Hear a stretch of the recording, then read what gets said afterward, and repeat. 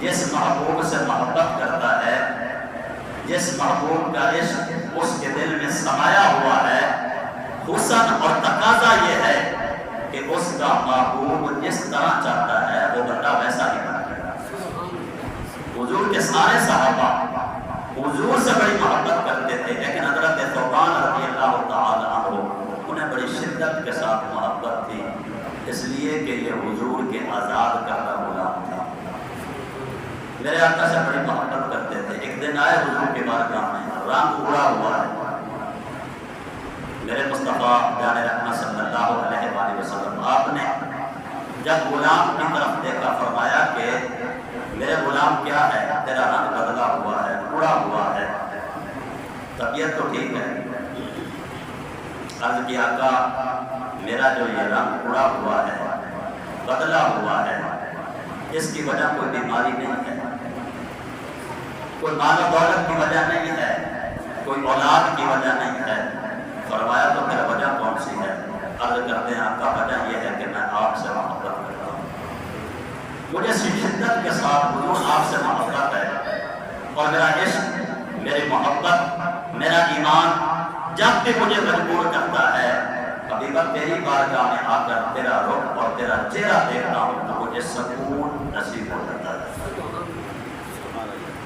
تو کریم آقا صلی اللہ علیہ وآلہ وسلم نے ارشاد فرمایا تو آج کیا ہوا؟ آج بھی تو چہرہ دیکھا ہے، آج تیرا رنگ کیوں اڑا ہوا ہے، بدلا ہوا ہے؟ عرض کیا آقا میں آج سوچ رہا تھا کہ آپ اللہ کے محبوب ہیں، آپ وہ ہیں کہ جس کے لیے اللہ نے ساری کائنات کو سجایا، آپ وہ ہیں کہ جس کے لیے کائنات بنی، آپ وہ ہیں کہ جس کے لیے رب نے جنت بنائی، آپ اللہ کے حبیب ہیں۔ قیامت کا جب دن ہوگا تو آپ کا مقام بہت بلند ہوگا، میں غلام ہوں، میں حضور غلام ہوں، پتہ نہیں میں کہاں ہوگا، اور آپ کا جنت میں بڑا بلند درجہ ہوگا۔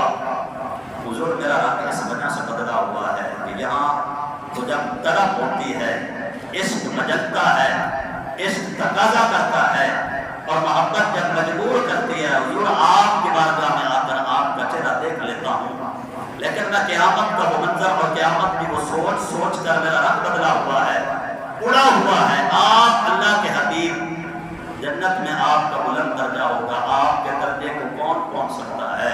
حضور وہاں اگر میں نے آپ کا دیدار نہ کیا تو غلام کا کیا بنے گا؟ یہ ہے وہ محبت۔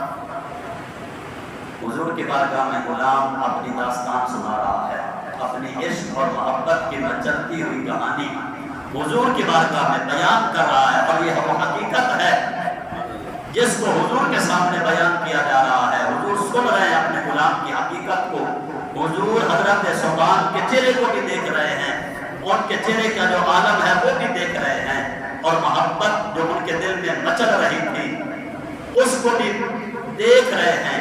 یہ گفتگو جاری تھی کہ اللہ تبارک و تعالیٰ نے جناب جبرائیل امین علیہ السلام کو بھیجا، فرمایا کہ جاؤ میرے حبیب کی بارگاہ میں یہ پیغام دو تاکہ میرے حبیب اپنے اس غلام کو تسلی دیں کہ جو دنیا میں حضور سے محبت کرے گا قیامت والے دن اللہ حضور کا قرب نصیب کرے گا۔ سبحان اللہ، سبحان اللہ۔ فرمایا کہ میرے غلام رب کا پیغام آیا ہے، اگر تو اللہ رسول کی اطاعت کرے گا